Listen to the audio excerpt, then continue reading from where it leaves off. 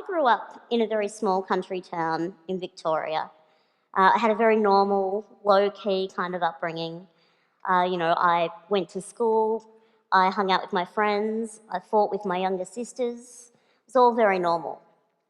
And when I was 15, a member of my local community approached my parents and wanted to nominate me for a Community Achievement Award. And my parents said, that's really nice, but there's kind of one glaring problem with that. She hasn't actually achieved anything. Yeah. And they were right, I went to school, I got good marks, I had a very low-key after-school job in my mum's hairdressing salon, and I spent a lot of time watching Buffy the Vampire Slayer and Dawson's Creek. Yeah, I know, what a contradiction. But they were right, I wasn't doing anything that was out of the ordinary at all. I wasn't doing anything that could be considered an achievement if you took disability out of the equation. Years later, I was on my second teaching round in a Melbourne high school, and I was about 20 minutes into a Year 11 legal studies class when this boy put up his hand and said, "Hey miss, when are you going to start doing your speech?" And I said, "What speech?" I'd been talking to them about defamation law for a good 20 minutes.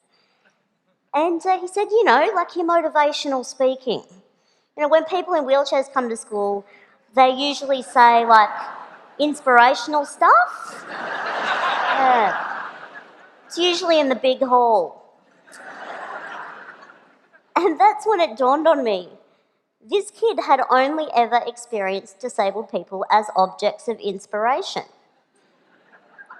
We are not, to this kid, and it's not his fault. I mean, that's true for many of us. For lots of us, disabled people are not our teachers or our doctors or our manicurists.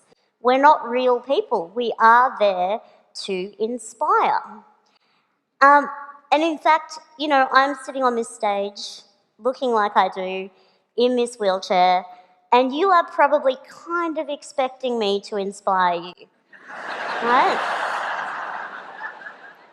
Yeah. Well, ladies and gentlemen, I'm afraid I'm going to disappoint you dramatically. I'm not here to inspire you. I'm here to tell you that we have been lied to about disability. Yeah, we've been sold the lie that disability is a bad thing. Capital B, capital T. It's a bad thing. And to live with disability makes you exceptional. It's not a bad thing, and it doesn't make you exceptional. And in the past few years, we've been able to propagate this lie even further via social media. You may have seen images like this one. The only disability in life is a bad attitude. Or this one. Your excuse is invalid, indeed. Or this one. Before you quit, try. Yeah. These are just a couple of examples, but there are a lot of these images out there. You might have seen the little girl with no hands drawing a picture with a pencil held in her mouth. You might have seen a child running on carbon fibre prosthetic legs. And these images, there are lots of them out there. They are what we call inspiration porn.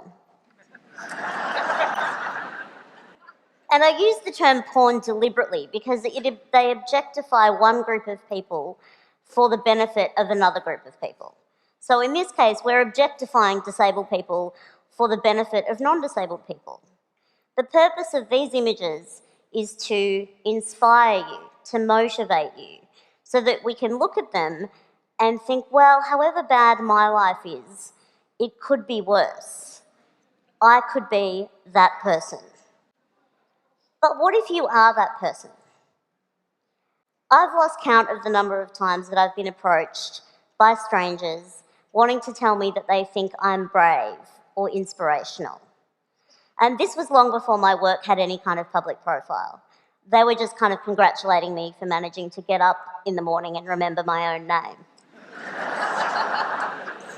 And it is objectifying. These images objectify disabled people for the benefit of non-disabled people. They are there so that you can look at them and think that things aren't so bad for you, to put your worries into perspective. And life as a disabled person is actually somewhat difficult. We do overcome some things. But the things that we're overcoming are not the things that you think they are. They are not things to do with our bodies. I use the term disabled people quite deliberately because I subscribe to what's called the social model of disability, which tells us that we are more disabled by our bodies, the society that we live in rather, than by our bodies and our diagnoses. So I've lived in this body a long time. I'm quite fond of it. It does the things that I need it to do, and I've learnt to use it to the best of its capacity, just as you have. And that's the thing about those kids in those pictures as well. They're not doing anything out of the ordinary. They are just using their bodies to the best of their capacity. So is it really fair to objectify them in the way that we do, to share those images? People, when they say, you're an inspiration, they mean it as a compliment. They mean it as a compliment. And I know why it happens. It's because of the lie. It's because we've been sold this lie that disability makes you exceptional. And it honestly doesn't. And I know what you're thinking. I'm up here bagging out inspiration. You're thinking, geez, Stella, aren't you inspired sometimes by some things? And the thing is, I am. I learn from other disabled people all the time.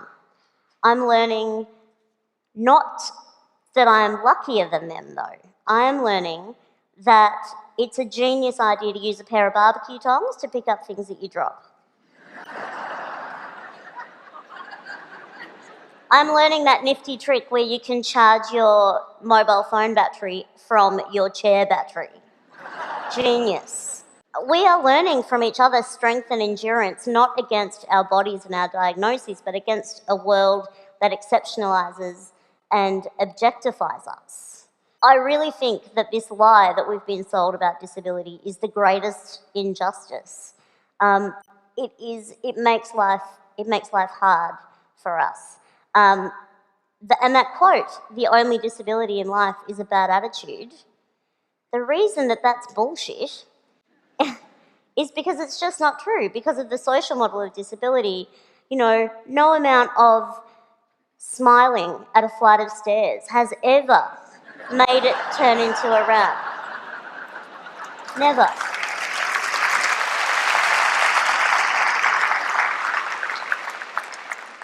Smiling at a television screen isn't going to make closed captions appear for people who are deaf. No amount of standing in the middle of a bookshop and radiating a positive attitude is going to turn all those books into Braille. It's just not going to happen. It's just not going to happen. I really want to live in a world where disability is not the exception but the norm. I want to live in a world where a 15-year-old girl sitting in her bedroom watching Buffy the Vampire Slayer isn't referred to as achieving anything because she's doing it sitting down. I want to live in a world where we don't have such low expectations of disabled people that we are congratulated for getting out of bed and remembering our own names in the morning. I want to live in a world where we value genuine achievement for disabled people. And I want to live in a world where a kid in year 11 in a Melbourne high school is not one bit surprised that his new teacher is a wheelchair user. Disability doesn't make you exceptional, but questioning what you think you know about it does. Thank you.